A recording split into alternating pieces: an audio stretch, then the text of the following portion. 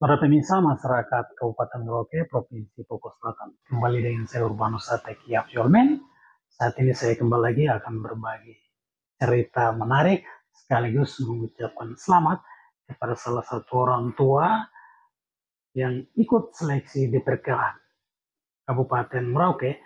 Beliau lolos salah satu anggota aktif sebagai LMA Kabupaten Merauke, juga masuk dalam anggota tetap.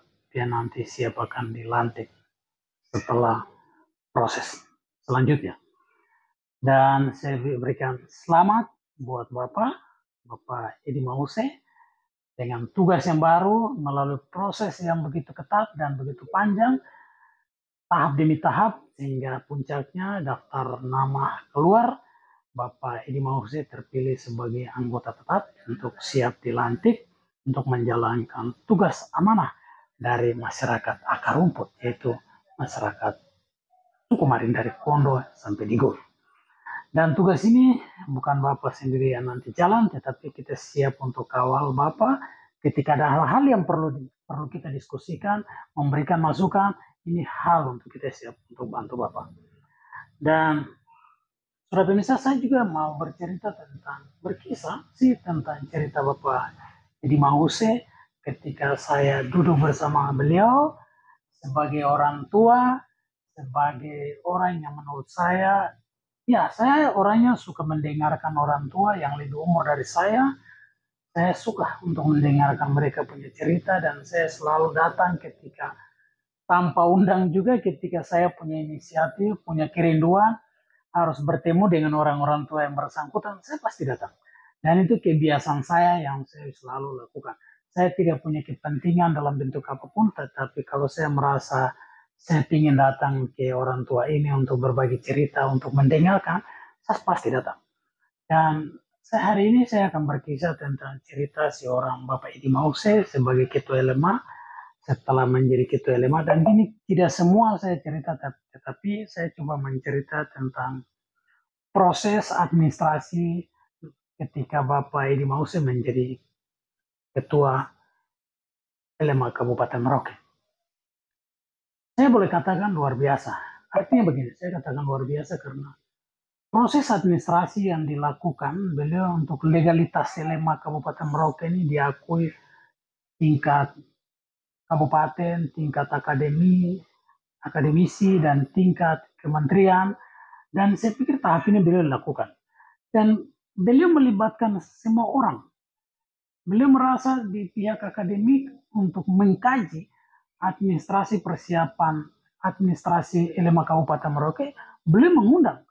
Dan salah satu dari Universitas Musamos dan Uncen, dan saya terima kasih ketika proses ini dilakukan Bapak Edi Mause ini dengan terbuka mengajak saudara pemirsa. Ini hal yang saya pikir luar biasa, tidak semudah ini, tidak segampang itu. Dan semua orang bisa lakukan, tapi ini punya niat baik, punya komitmen untuk melihat daerah ini ke depan seperti apa. Sehingga dia merasa bahwa administrasi ini menjadi penting. Sehingga Edi Mause sebagai ketua LMA Kabupaten Merauke, beliau melakukan administrasi ini dengan ketat. Sehingga tahap demi tahap beliau melakukan pengkajian, penulisan, pemahaman, penguatan tentang legalitas atau bahasa yang dituangkan, luar biasa. Sehingga proses administrasi ini ketika dijalani, dilakukan, semua berjalan dengan baik. Kenapa saya katakan berjalan dengan baik? Karena secara pengkajian akademisi dari ada salah satu dosen Universitas Musamo bidang hukum, beliau juga memberikan penguatan, pemahaman, melihat poin-poin dengan kalimat demi kalimat atau apa yang diusulkan dalam sebuah tulisan untuk menjadi legalitas LMA Kabupaten Merauke diakui secara dasar hukumnya harus kuat.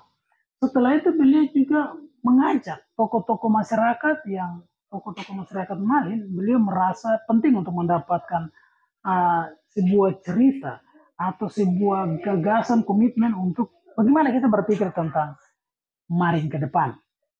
Dan saya pikir si orang Edi Mause ini sangat luar biasa. Minta maaf, saya katakan bahwa luar biasa karena saya pernah dulu dan bercerita. Beliau menyampaikan apa yang beliau lakukan. Saya pikir luar biasa. Dan terlepas dari itu beliau juga memanggil rektor Ujian pada saat itu Bapak Apollo Savanto. Beliau juga datang hadir langsung dan menghadirkan dua profesor untuk mengkaji tentang proses administrasi legalitas LMA Kabupaten Merauke. Dan saya pikir ini luar biasa, Bapak Edi Maus ini memang punya pikiran yang sangat luar biasa untuk melegalkan sebuah acuan atau proses administrasi atau lembaga ini supaya punya dasar hukum yang kuat sehingga bisa kemudian hari bisa dapat pertanggungjawabkan dengan baik. Sehingga saya merasa ini penting sekali. Sehingga hari ini saya secara pribadi saya bangga dan saya senang ketika saya mendengarkan Bapak Edi Mausi mencalonkan diri sebagai bagian dari anggota DPRK kemarin. Proses demi proses Bapak Edi Mausi juga terpilih. Mudah-mudahan Bapak Edi Mausi terpilih dalam pencalonan DPRK Kabupaten Merauke saat ini dan beliau bisa melanjutkan pikiran-pikiran bagus untuk melahirkan yang namanya penyusunan Perda Kabupaten Merauke, melakukan perda untuk diusulkan kepada mudah-mudahan Bapak Edi Mause melanjutkan pikiran-pikiran bagus ini untuk bagaimana menggarap perda masyarakat adat ini bisa Bapak Edi Mause dengan mendapatkan sebuah tanggung jawab ini bisa memudahkan untuk mengumpulkan semua orang yang bisa dapat mengeluarkan ide-ide untuk menyusun dalam mengusung perda yang nanti diusung dan disampaikan kepada DPR Kabupaten dan dilanjutkan. Dan saya pikir pikiran Bapak Edi Maus ini mohon kita semua harus dukung ketika beliau setelah dilantik menjadi anggota DPRK Kabupaten Merauke, pikiran dari bagaimana proses legalitas LMA Kabupaten ini bisa menambah satu poin lagi untuk ada poin berikut, pemikiran berikut bisa menyusun perda masyarakat adat atau seperti apa mungkin bisa menyusun bisa menyampaikan apa-apa yang menjadi penting untuk masyarakat adat dan apa yang menjadi penting untuk politik ke depan. Ya, mudah-mudahan dengan Bapak Edi Mause menjadi anggota DPRK Kabupaten Merauke bisa merangkul semua intelektual orang tua adat untuk mengeluarkan ide yang paling penting, poin-poin penting untuk memperhatikan Merauke ke depan. Dan saya pikir ini luar biasa proses Bapak Edi Mause ini saya pikir luar biasa. Beliau sangat membuka diri untuk menerima siapa, memanggil siapa, dan saya rasa sangat luar biasa. Karena saya coba duduk dengan Bapak Edi Mause, beliau orangnya terbuka, santai, dengan gampang kita diskusi. Beliau menyampaikan, kami juga menyampaikan, mudah diterima dan tidak ada semacam ada merasa saya yang paling lebih, saya yang paling hebat. Tidak ada di Bapak Edi Mause. Saya lihat sekali ketika saya duduk berdiskusi.